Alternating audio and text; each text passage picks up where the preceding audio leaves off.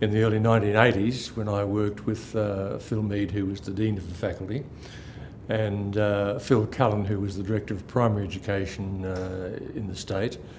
And we decided to, I suppose at my initiative, to get Old Yarra Lee School off and running.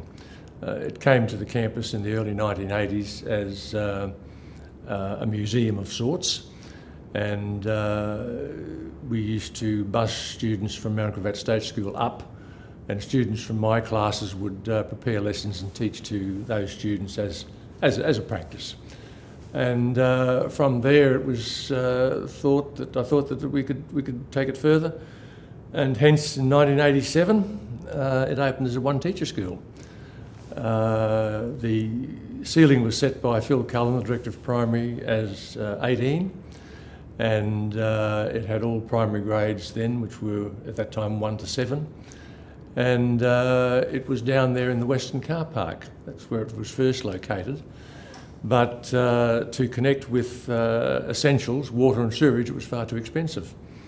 So we decided to transfer the school to its current location, and it was chopped in half, semi-trailered from there to where it is now, and there it is. And I ran a course for people an elective course for people who wanted to do or know something about small schools in case they wanted to teach in small schools, and many still do. And it became an essential part of that particular course. They'd go down there one day a week and work with the teacher as a teacher aide, quasi-teacher.